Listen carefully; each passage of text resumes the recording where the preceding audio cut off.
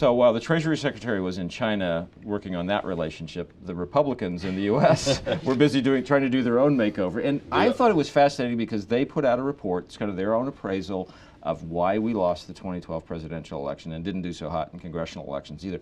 And they were way harder on themselves than even Democrats had been or than neutral observers had been. Or even the press. Or even the press. It was pretty scathing. I mean, Reince Priebus, the head of the Republican Party, comes out and he says no party's ever done anything like this, and that was true on his face. I mean, the things that they said about themselves were extraordinary. We're caught in a cul-de-sac. We're the party that young people and other voters roll their eyes at. We're the party that we saw in our own focus groups is seen as the party of grumpy old men, that people are scared of it. And so they laid out an interesting dichotomy. It was right at the outset, they said there are two Republican parties. There's the gubernatorial Republican Party represented by the 30 governors in the 30 states, and then there's the federal wing of the Republican Party, by which they mainly meant the presidential campaign. Yeah. But the odd thing about that is all the language then was really talking about the federal wing as in Congress. So much of the kind of body language things that they wanted people to change were really there. While, I mean, obviously the presidential campaign doesn't exist anymore, but if you search through, there was almost no mentions of Congress itself. It's interesting because the whole dichotomy really was about, is it the product or the packaging? And so much of the emphasis was on the packaging. We need to change the packaging. Although the Congress is where the Tea Party pressures that push the party to the right are the most acute, because governors who have to run states are kind of more inclined to move toward the middle, and presidential candidates, as you saw with Mitt Romney, are kind of trying to stay away from the Tea Party traps. But in Congress, particularly in the House, there's no avoiding it.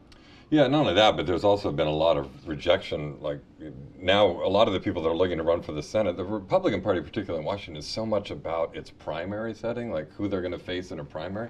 So there was a lot of people saying, for one, we're kind of tired. Mitch McConnell has been saying this whole, beating ourselves up. We just need to unify and move on. And then there are a lot of others. There were two areas that they moved into policy. One was we need to move forward on comprehensive immigration reform, and we need to be way more tolerant on the social issues front. And for a lot of people, it was like, wait, whoa, I don't think we're ready to go there as a party, particularly in the House, Republican setting, where neither of those two things, if you become a lot more accommodationist, is necessarily going to be good for those. What about the Republican senators? There's some moderate Republican senators who seem to be pretty active at the moment. Well, it's not just moderate. They actually realize that the party is paying a price for seeming to be ineffective, and not just obstructionist, but ineffective. And if you want to go to the voters and say, we're helping solve problems, you have to have actually helped solve some problems. And in the Senate, in particular, you're right. There are people who are really frustrated by that because they want to make something. Rob Portman from Ohio, for example, is a good example.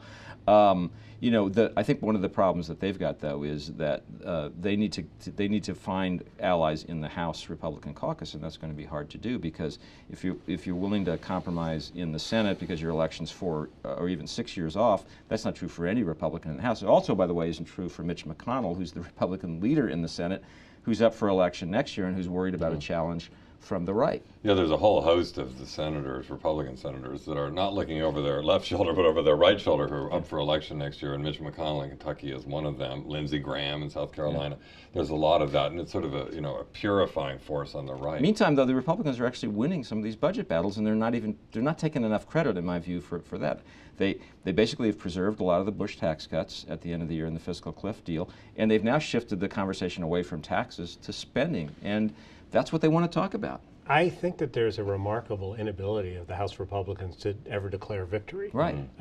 As you pointed out to me the other day, they got 98% of the Bush tax cuts extended permanently, and the Democrats have completely rolled over on the sequester. They're now just fudging around the edges. They are passing legislation that will reduce annually appropriated spending to the levels of the sequester for the rest of this fiscal year.